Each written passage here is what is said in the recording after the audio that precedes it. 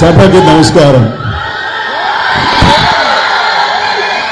ఎంతో ఆత్మీయంగా యార్లగడ్డ వారి కుటుంబ సభ్యుల మధ్య వారి కుటుంబంలో జరుగుతున్నటువంటి ఒక సంబరంలాగా నాకు అనిపిస్తుంది. సరే, మనం ఎక్కడున్నాము ఏంటంటే నా అభిమానులు వాళ్ళ కేకలు కేరింతలు తెలుగుని ఉత్సాహాన్నిస్తుంటారు. Thank you.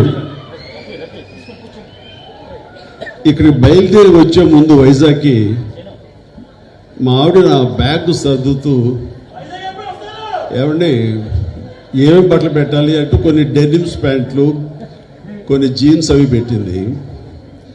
చూడగానే నాకు మిత్రులు యార్లగడ్డ ప్రసాద్ గారు ఆయన ఆంగికం ఆయన వేషధారణ తెలుగుదనం గుర్తొచ్చిన తర్వాత మనం డెనిమ్స్ ప్యాంట్లోని వాటికి వెళ్తే చాలా అసహ్యంగా ఉంటుంది, పంచి కట్టుకుని వెళ్తే ఎలా ఉంటుందని.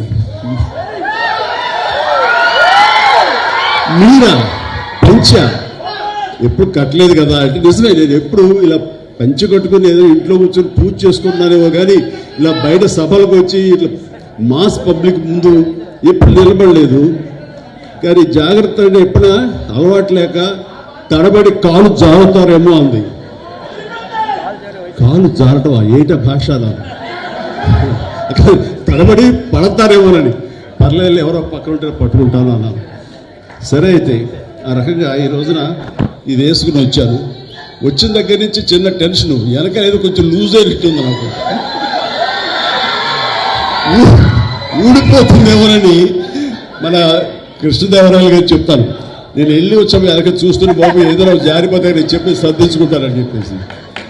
సో అలవాటు లేకపోయినా సరే కొన్ని అలవాటు చేసుకోవడం ఎంత అత్యవసరం, అది ఎంత సంతృప్తినిస్తుంది అనేది అంత ఇంత కాదు. ఈ రోజున ఇక్కడికి వచ్చానంటే కనుక యార్లగడ్డ లక్ష్మీప్రసాద్ గారు, షార్ట్గా వైఎల్పి అనేస్తాం మేము, నాకు చిరకాల మిత్రులు, నాకంటే పెద్దవాళ్ళు, నాకంటే విద్యాధికులు, సరస్వతి పుత్రులు, అన్ని రంగాల్లోనూ ఆయనకి మిత్రులు ఉన్నారు. ఆయన విశేషమైనటువంటి ప్రజాభిమానం ఉంది. ప్రపంచవ్యాప్తంగా తెలుగు వాళ్ళు ఎక్కడికి వెళ్ళినా సరే వైఎల్పి గారిని చూసి అభిమానించిన వాళ్ళు, ఆయన చూసి ఆకట్టుకునే వాళ్ళు ఎవ్వరూ ఉండరు. అలాంటి అత్యద్భుతమైనటువంటి పర్సనాలిటీ ఆయన.